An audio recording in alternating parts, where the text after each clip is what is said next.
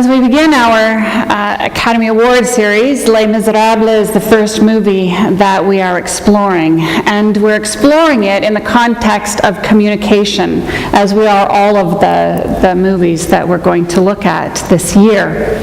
I spoke last week about communication using a book called Difficult Conversations to open up how it is that we talk to one another, how it is that we have these conversations that are challenging and very real. And I want to reiterate a bit of that for you today, and then move into the movie. In the book Difficult Conversations, the authors, who are part of a mediation program at Harvard University, remind us that in every conversation we're actually having three conversations. There's three conversations going on at the same time, though we're generally oblivious to them.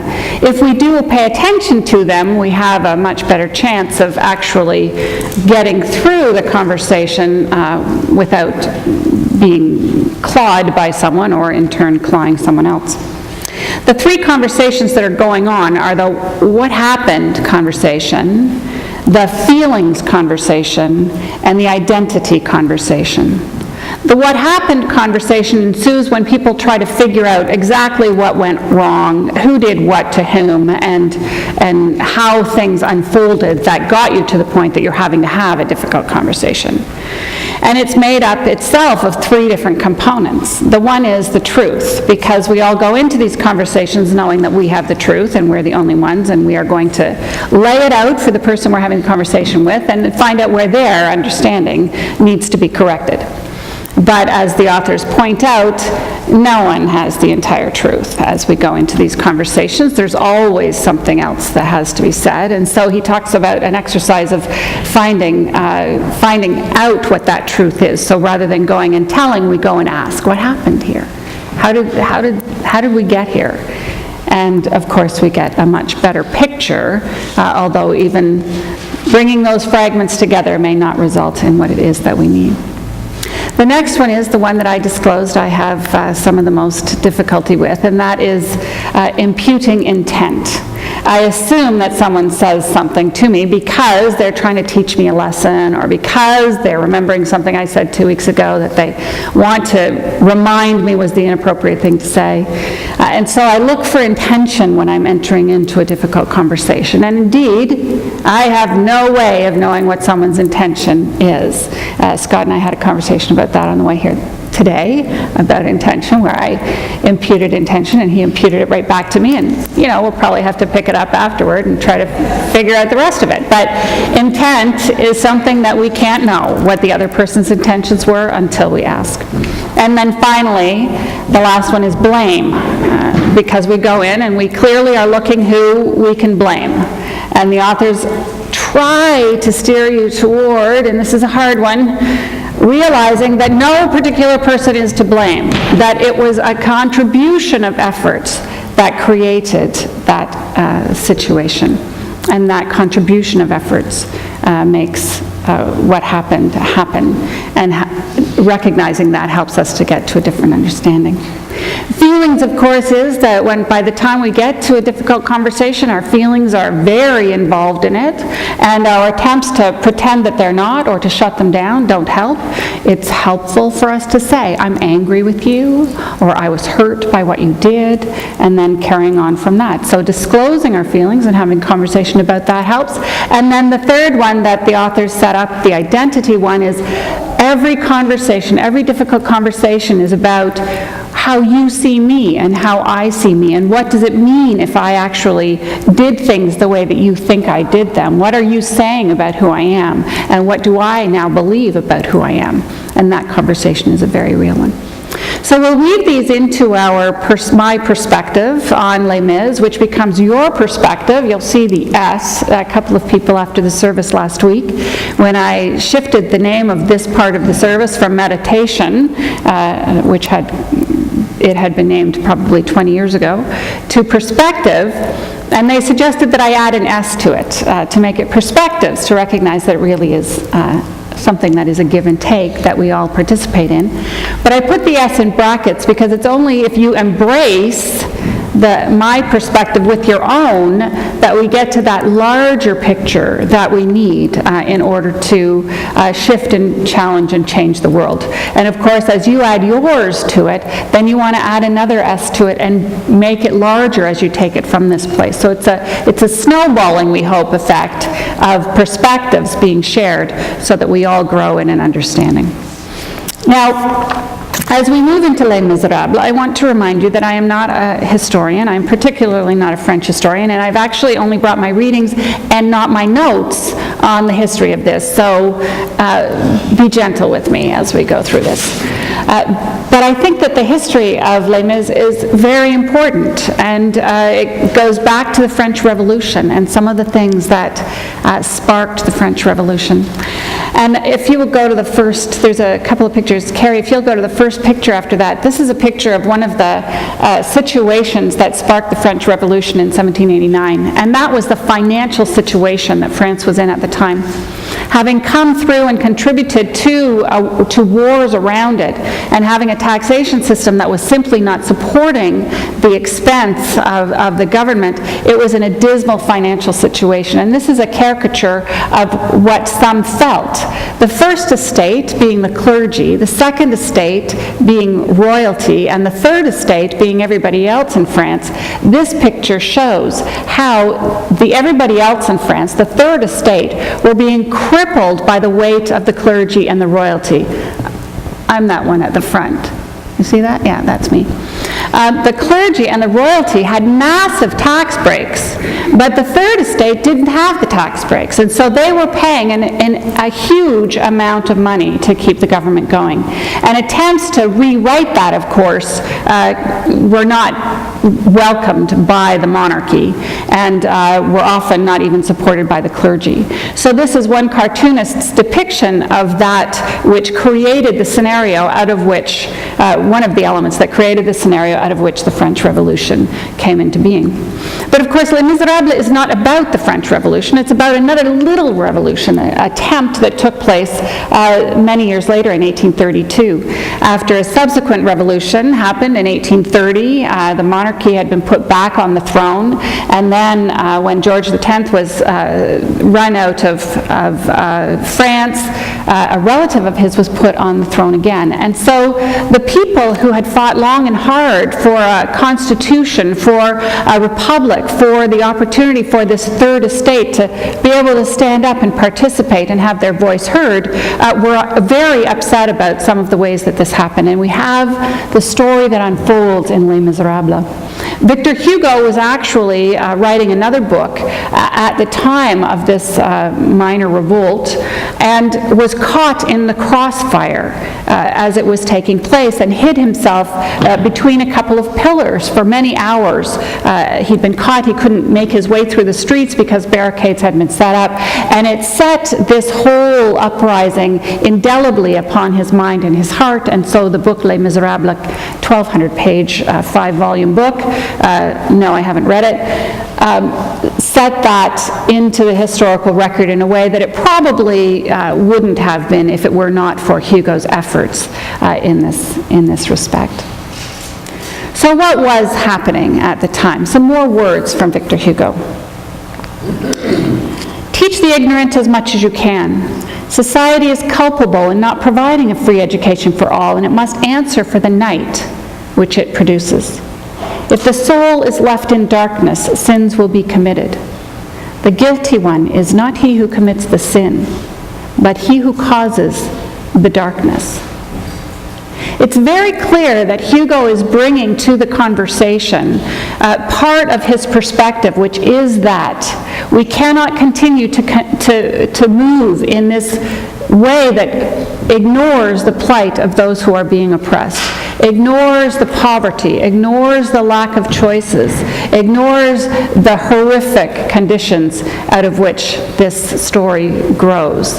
At the opening of Les Miserables, we see water, and we are stunned wind almost as we look and we see, trying to bring this upturned ship into harbor, hundreds of men in the water pulling at ropes, heaving at ropes to bring them in. Prisoners who had been put into that kind of work had become slaves of the Republic in doing that kind of work at that time.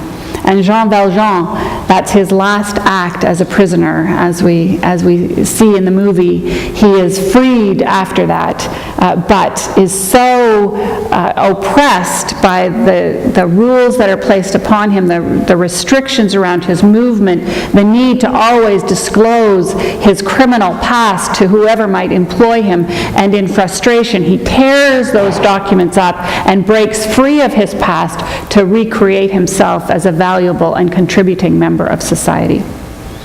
So Hugo is looking at these structures, at these laws and rules and the way they are being portioned out amongst the country's poorest, most afflicted people, and challenging them in a way that creates what is this illegal response by Jean Valjean. Now, the story transpires that Jean Valjean becomes that respectable citizen that he wants to, the mayor of a small town, responsible for the well-being of many people in the factories that he runs, and Fantine's story opens up. Fantine is working in his factory. She's ridiculed and picked upon by the other women, and a story about her is fabricated and believed, and so she is turned out of the factory. In that situation, there aren't options. There's no social safety net. There's no possibility for another job. There's nothing coming down the pipe that she can grasp and hope for.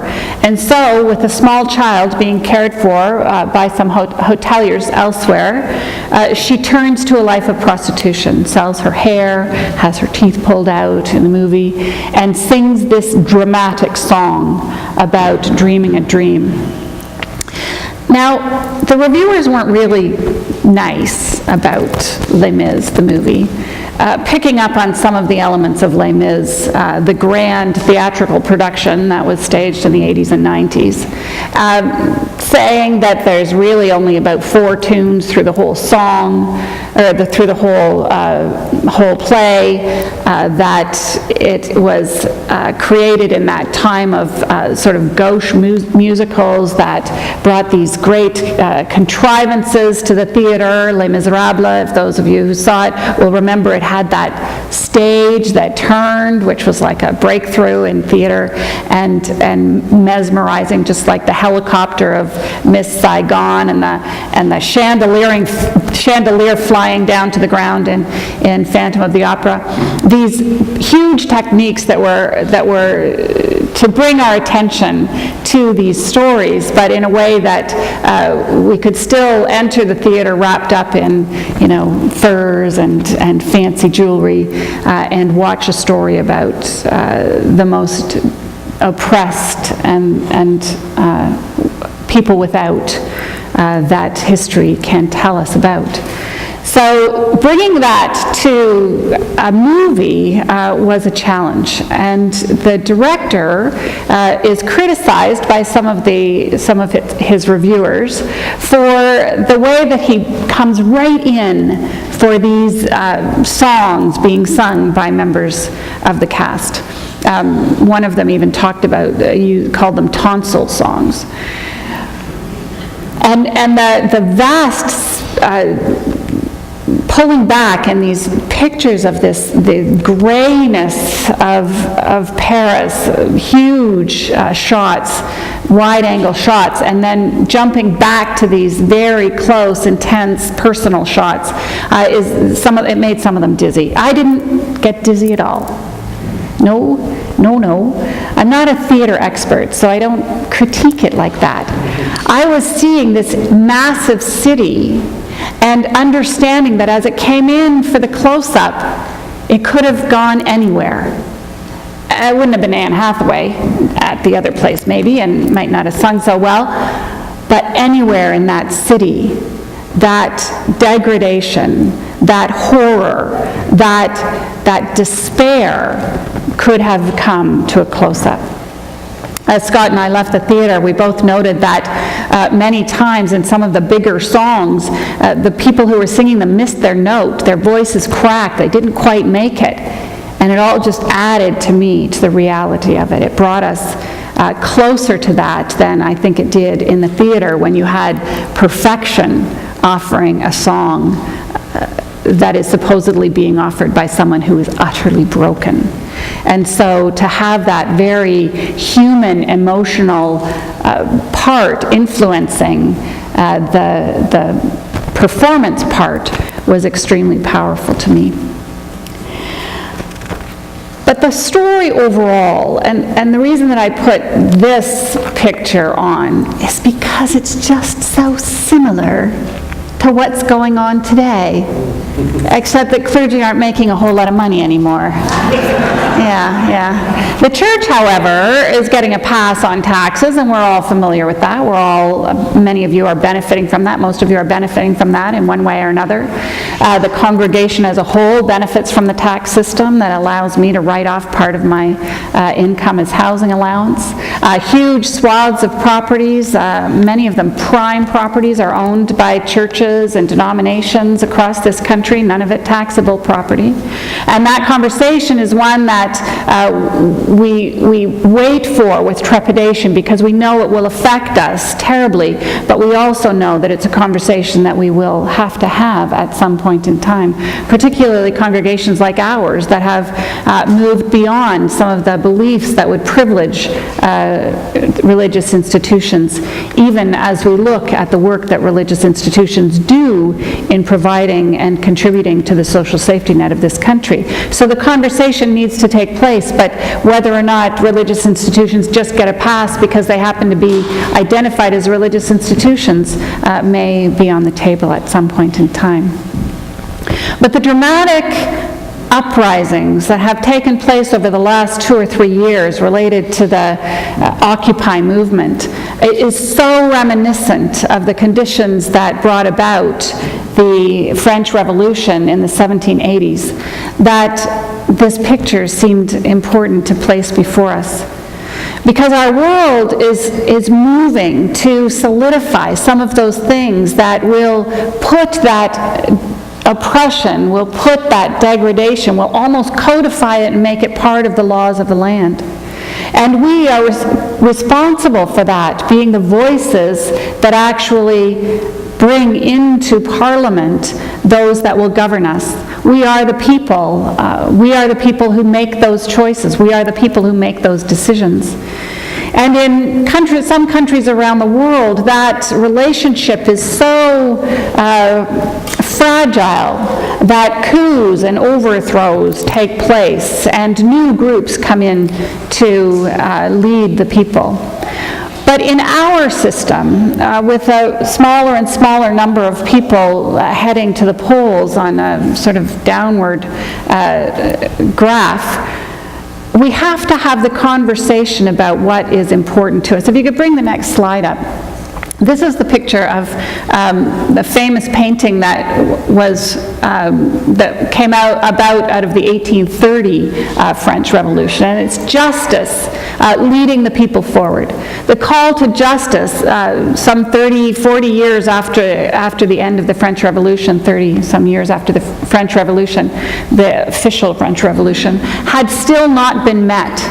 And so a further tweaking, another revolution took place with horrible deaths and terrible losses, and a trashing of the city's core. But a new understanding was brought forward. Of course, in 1832, when this other smaller uprising came into being, those who were in power at the time remembered this picture and they hid it so that it wouldn't inspire those who were revolutionaries to try to take their position, which they had achieved through revolution. And so this painting went by the by.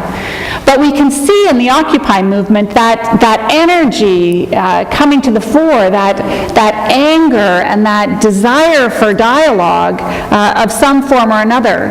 And the reality is, if that communication, those difficult conversations aren't had, if we don't sit down and look at what it is that's happened that got us here, if we don't identify our feelings and recognize who we are as we come to the table, then we end up with that kind of horror, that spilling of blood, that uprising that takes place in so many places around this world. We have a democracy that sets our rights out and gives us access to our government in ways that many people around this world don't have. But I would argue that there are still, in this country, this democratic country, blocks to democracy. Blocks of our own making, blocks of the making of the government, blocks of making of our communities, blocks within the system that keep us from being the voice of the people of the land, being the voice of democracy and participating fully. Those of you who have seen another way that the world could work, another way that Canada could operate, who have considered participating in that democracy in another way. Are there ways that you can think of that are blocks to democracy? In France, they had those three estates, the clergy and the monarchy and the rest of the people, and they called together those people to take votes and to make decisions periodically, 1641 and then 1732, a long split between them. But they worked out a way for them to have a conversation in a way that wasn't rigged, that couldn't privilege the monarchy. But how do we have those conversations? How do we engage our government? What are your blocks to that democracy? Are there any? Are there ways that we should be engaging that we aren't? And are there reasons that we aren't? Okay, I'll take it as an unanswerable question. I think that some of those blocks are around that idea of communication. I think that we are intimidated by those that we vote and elect into office. I think that we think that maybe our perspective isn't important enough, or that if we just share it with the people around us, it will be sufficient. And that is a very good thing to do.